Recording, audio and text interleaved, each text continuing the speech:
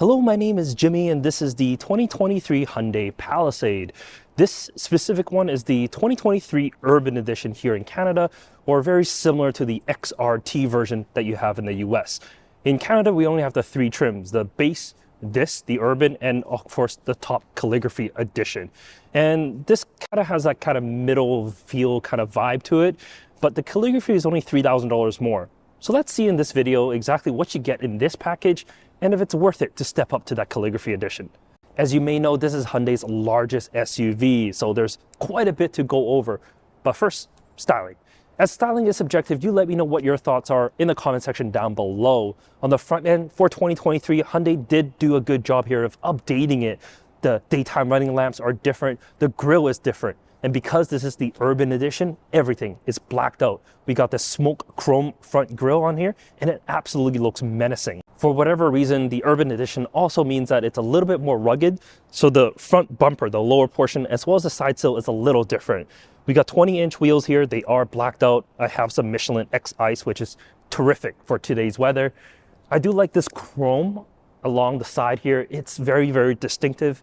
And you do get proximity door locks on the front, but unfortunately not on the rear, something that is missing on the Palisade. And then around the back, I do have a roof spoiler on top, LED taillights on the side, which is a little different on this model than the Calligraphy because it doesn't have the accent lighting on the silver bits. Palisade across the rear, and with a lot of Hyundai products, you stand behind, the hatch automatically opens. And that reveals 90 cubic feet of space, which isn't bad behind the third row, but you can electronically fold those third row with a button here on the side.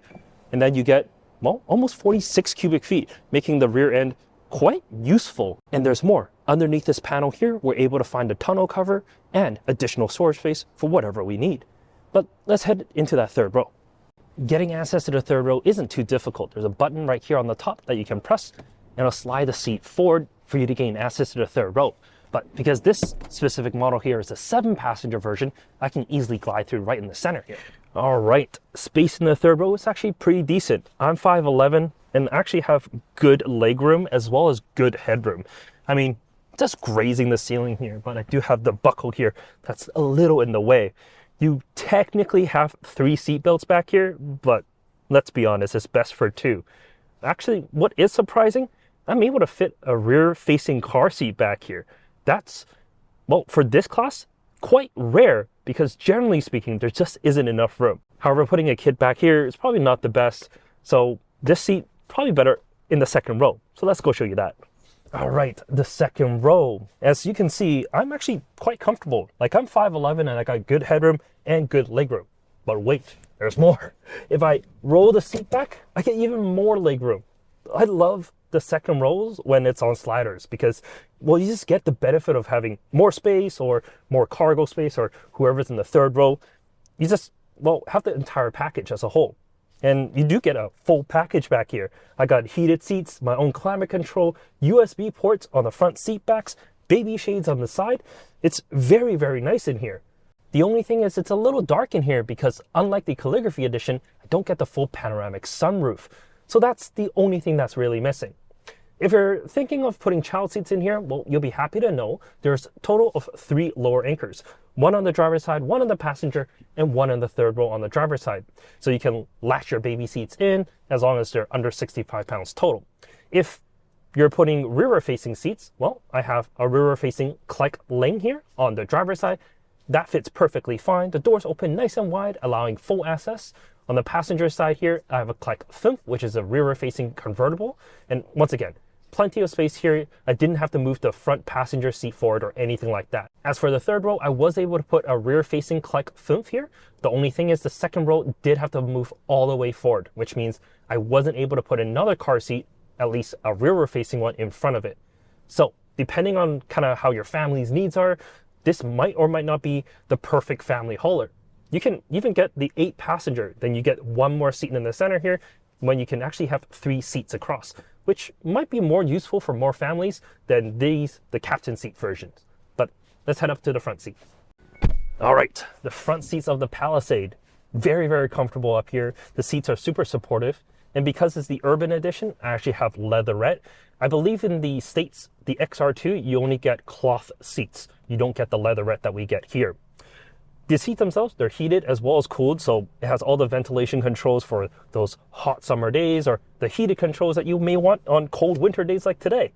In front, I have a heated steering wheel, and it is updated for the 2023 model. It looks very similar to the one that's in the Sonata, works well, has all the buttons that you need. Behind that, a full digital cluster. It's for the Urban as well as the Calligraphy Edition, but if you step down to the base model, well, you get kind of more analog / digital style cluster. It's a little different, but this works great. It shows you everything that you need. When you change drive modes, it changes the layout. It's quite cool, and it does, well, it works. That's the best thing about it. You don't get a heads-up display, only for the calligraphy, but the main center point is this large widescreen infotainment system here. It's exactly the same as most Hyundai and Kia products. It has the same widescreen unit. Works well. I mean, everything is the same color, which is a little annoying, but you do have CarPlay and Android Auto, but you do have to plug it in to the USB port. I mean, it's fine. You got all the buttons that you need for your radio, for your volume and tuning. Well, it works, and it's quite intuitive. So for most people that can just jump in, you're ready to go. You don't really have to think much about it. And the same thing with the climate control. The Urban, you get this climate control here, which I personally do like. If you step up to the top trim, it actually is a little different with a touchscreen on here. Personally, I like this a little bit more. Physical buttons just work better for me. And, well, there's a bunch of physical controls, including your shifter. I mean, the overall interior here, it's a pleasant place to be. Everything's very functional, and the design of it's good. I mean, the materials, for most, it actually is very, very acceptable for this price range. Sure, they could have been, a little bit better in terms of like the leathers that's around. I mean, I don't really feel like any part of this is leather other than the steering wheel itself. But I think that's fine. For this price range, I'm very happy with what I'm seeing here. But let's talk a little bit about the powertrain.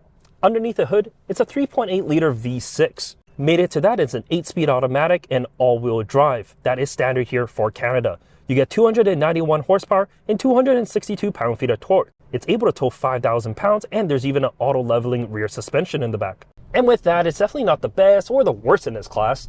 I mean, I don't really see like people that have Palisades towing a big motorhome or anything like that. Because if you are, you're stepping up. You're getting a Yukon, a Grand Wagoneer, or Expedition, something along the lines of that. You're not buying a Palisade. What this is really good for is just an amazing family hauler for 7, 8 of you, because it's so quiet. It's so comfortable. It's like a van.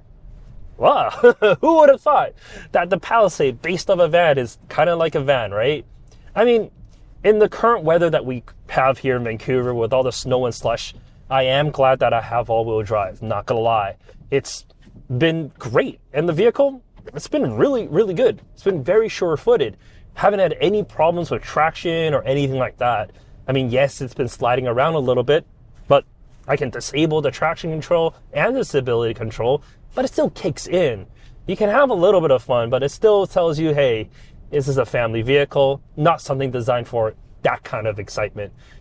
But it's absolutely fine. The highway driving assist works really well, so it's able to keep within the lanes by itself. There's minimal intrusion that comes through. It's just a very, very composed daily driver. And that's exactly what you're looking for in this kind of family vehicle, right? You don't want something to stress you out. You want something that's comfortable, that's well-rounded. That's exactly what this is. However, that initial question that I said earlier, is it worth it to step up to that Calligraphy Edition? About $3,000 more. This is $54,000, that's about $57,000. I mean, $57,000 for a Hyundai, yeah, I know, I get it. It seems like it's a lot, but you're getting a lot for your money there. You get the better seats, you get the panoramic sunroof, the heads-up display, you get the second row cooled seats, which I'm sure some people won't care about. But hey, these are features that you're getting that, even like Mercedes GLS doesn't have. And that's why, Hyundai is excelling right now. They're giving you so many features for, what you're paying for. What other $60,000 vehicle gets you heated seats in front and rear? Ergo motion seats on the front. You get heated steering wheel, full digital display, a very good heads-up display. Like, These are amazing features for under $60,000. And that's why Hyundai is excelling. And that's why a lot of people are buying these. I can see it.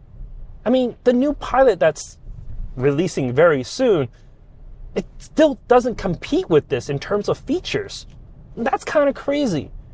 I love Hyundai products for that.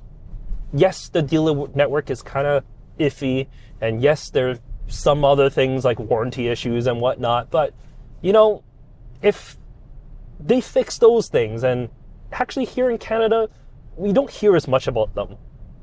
So at least here, it's not that bad. But you let me know what your experience has been with your Hyundai vehicles. Has it been worth it for you? Let me know in the comment section down below, and I'll catch you next week. Take care.